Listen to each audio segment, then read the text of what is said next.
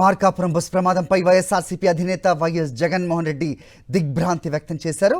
మృతుల కుటుంబాలకు తన ప్రగాఢ సానుభూతి తెలిపారు. ప్రయాణికులు సజీవ దహనం కావడం అత్యంత విషాదకరమన్నారు ఆయన. గాయపడ్డవారు త్వరగా కోలుకోవాలని ఆకాంక్షిస్తున్నట్లుగా వైఎస్ జగన్ తెలిపారు. బాధితులకు అత్యుత్తమ వైద్య సేవలు అందించాలని, ప్రమాదానికి గల కారణాలపై సమగ్ర విచారణ జరపాలని వైఎస్ జగన్ డిమాండ్ చేశారు.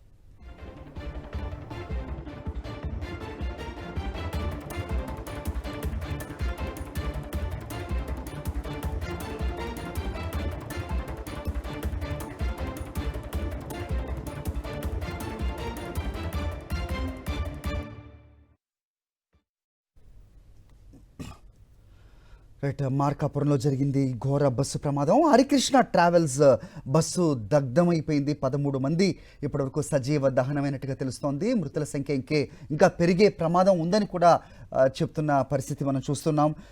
బస్సు క్యాబిన్లో 4 మృతదేహాలు గుర్తుపట్టలేని విధంగా ఉన్నట్టుగా కూడా తెలిసింది. గాయపడ్డ 20 మందిని కూడా హాస్పిటల్కి తరలించారు. అలాగే 13 మంది మృతి చెందారు. మిగతా వాళ్ళ ఆచూకీ కూడా ఇంకా తెలియాల్సి ఉంది. సో చాలా సందర్భాల్లో ఈ ప్రైవేట్ ట్రావెల్స్ బస్సులు నిబంధనలకు విరుద్ధంగా బస్సులు నడుపుతూ ఉండడం చూస్తూ ఉంటాం.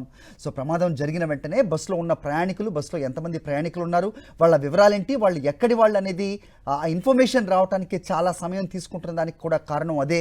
సో నిబంధనలకు విరుద్ధంగా ప్రయాణికుల్ని ఎక్కించడం, నడిపించడం కూడా ఒక కారణంగా. మరోవైపు ఇటు సీటర్ అలాగే సెమీ స్లీపర్గా ఈ బస్సు ఉన్న క్రమంలో సో పైన ఉన్న స్లీపర్ బర్త్లో ఉన్న వాళ్లే ప్రాణాలతో బయటపడడం అతి కష్టంగా మారింది.